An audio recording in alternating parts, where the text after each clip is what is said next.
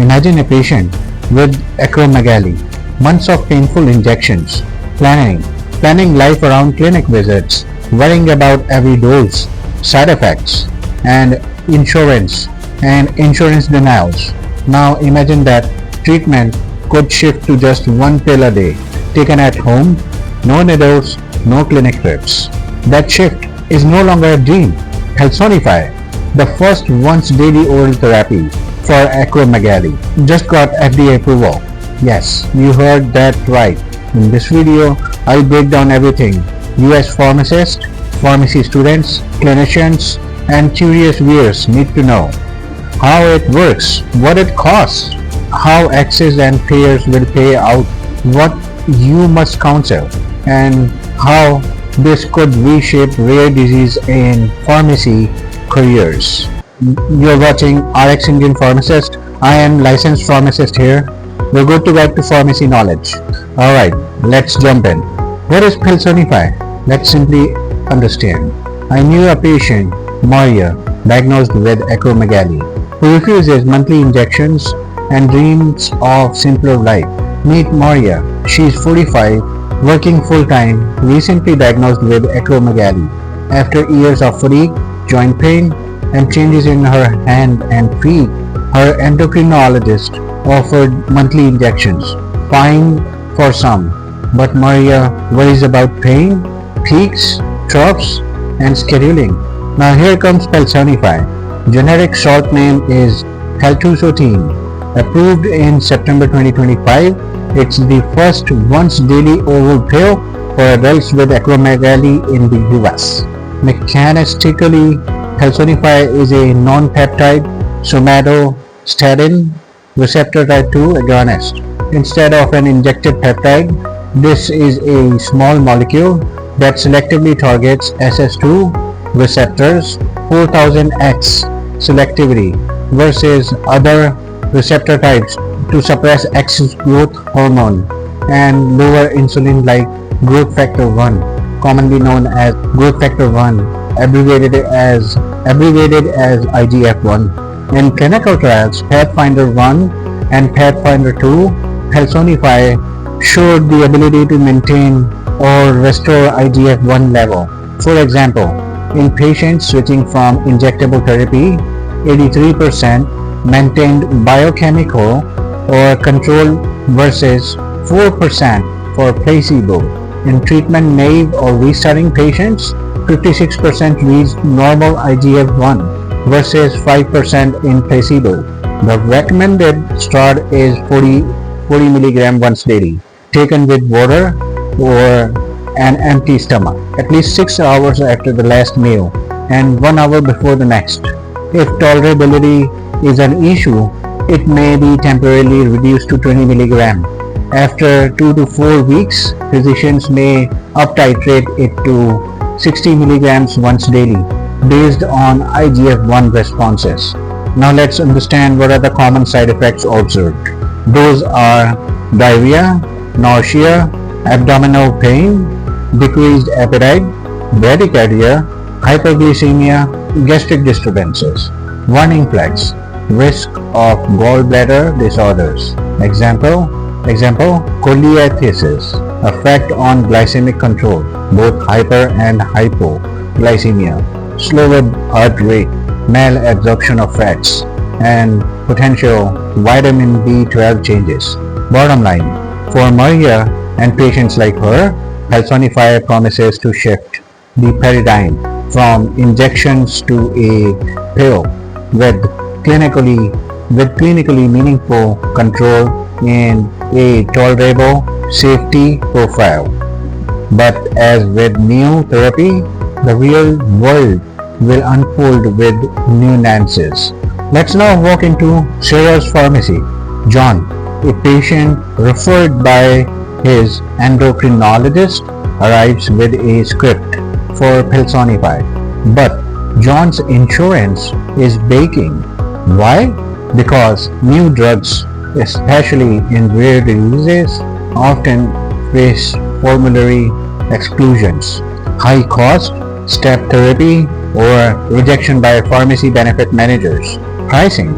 Crinetics disclosed that Palsonify will carry a list of price about $290,000 per year. Analysts have flagged this as a sharply higher than expectations. That price tag does not necessarily mean patient pays $290,000. Rather, it sets the ceiling in negotiations with insurers, rebates, and formulary placement. Still, for payers and pharmacy benefit managers, that's a big number to swallow. Access strategies we expect to see. Prior authorizations. Endocrinologists will likely to have justify switching from injections, show failure or intolerance, or document IGF-1 or GH growth hormone data. Step therapy. Insurers may push patients to optimize older treatments. Example, injectable somatostatin analogs before covering Palsonify. Exclusions or restricted tiers. Palsonify may land on specialty or non-preferred tiers initially, with higher copays or coinsurance. Copay assistance. Crinedicare or Crinetic support program may offer copay assistance for commercially insured patients with caps, example up to $25,000 a year, and a quick start supply support while prior authorizations are in progress. For uninsured or underinsured patients, the manufacturer's patient assistance or foundation support will matter a lot, but perhaps the biggest bottleneck could be formulary placement tag. The company itself anticipates 6 to 9 months to secure broad formulary coverage, meaning early patients may face delays or falls into legacy therapies. From pharmacist's perspective, you will be fielding calls. Why is this denied? What clinical justification will pass? Can we appeal? Also, watch for rebate contracting, manufacturers, payers, deals, and exclusivity arrangements that could tilt adoption. Finally, with rare diseases drugs, smaller patient populations mean payers scrutinize every dollar. It will be crucial to monitor real-world outcomes and cost offsets. If Palsonify reduces complications, hospitalizations, or other expensive care, there is a stronger value case. Let's understand pharmacist's point of view on this. Now let's shift to your role, pharmacist. How do you counsel, monitor, and support patient on Palsonify? Key counseling points. Number 1, administration. Emphasize strict timing.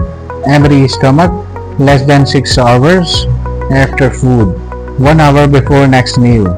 Missing that window can reduce absorption. Number 2, adverse effects. We need to tell patients about possible side effects that they could experience. Warn about diarrhea, nausea, abdominal discomfort. Advise patient to report symptoms of gallbladder pain, signs of pancreatic issues, or persistent GI trouble, gastrointestinal trouble. Number 3, glycemic effects. Monitor glucose level. Some patients may develop hyperglycemia or hypoglycemia. For diabetic patients, adjustments may be needed. Number 4, cardiac monitoring would be required. In trials, bradycardia and condition effects occurred. Monitor heart rate.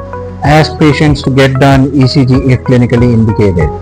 Number 5, fat malabsorption, steatorrhea. Because of somatostatins, fat absorptions be impaired. Evaluate for pancreatic exocrine insufficiency. Number 6, vitamin B12 monitoring. Some changes B12 levels have reported. Consider checking baseline and periodically. Monitoring plan suggestions. Baseline labs like IGF-1 monitoring, growth hormone, liver function, fasting glucose, lipid panel, thyroid, vitamin B12 monitoring, periodic monitoring, IGF level monitoring every 3 to 6 months or per endocrinologist. Glucose periodically, cardiac checks if symptomatic or have persistent cardiac conditions, GI symptom follow-up, monitor for drug interactions, strong, moderate, CV, watch out for drug interactions, encourage patients to maintain a medication and supplement list, and to report new symptoms promptly. What value add you could do being as a pharmacist? Acting as a liaison between prescribers, payers, and patients, helping with prior authorizations, appeals, or appeals documentation, educating patients about the importance of adherence, especially because missing even a few doses may risk loss of control, collecting and monitoring real-world outcomes. You may be among the first to spot adverse signal or off-label issues. In specialty or infusion pharmacy settings, you may handle transition from injectable therapy to Palsonify requiring dose conversion, overlap protocols, or tapering. By being proactive, you can reduce therapy delays, help patients tolerate side effects, and could support better outcomes. So friends, Palsonify is more than a pill. It's a bellwether for now pharmacy, for how pharmacy, patient care, and rare drug infrastructure will evolve in next decade. Before we wrap up, here are your actionable takeaways. Number 1. Stay informed. Read the prescribing information, Pathfinder trial data, and FAQs from Trinity Care. Number 2. Engage with endocrinologists and specialty centers. Offers to help with prior authorization or therapy transitions. Number 3. Develop a monitoring and counseling checklist tailored for Palsonify. Example, gastric risk, glycemic or cardiac monitoring, vitamin B12 level. Number 4. Advocate for access. Track formulary updates, appeals, outcomes, and real-world data to build value cases. Number 5. Be early adapters but cautious. Document outcomes, adverse events, and patient reports. You may be one of the first pharmacists working with this drug in practice. If you do that, you turn from passive dispensers into value-added clinicians in the $290,000 per annum world of ultra-specialty medicine. So friends, if you like this video, consider giving it a thumbs up, subscribe to my channel RxIndianPharmacist, your go-to guide to pharmacy knowledge. See you in another video like this. Until then, bye for now.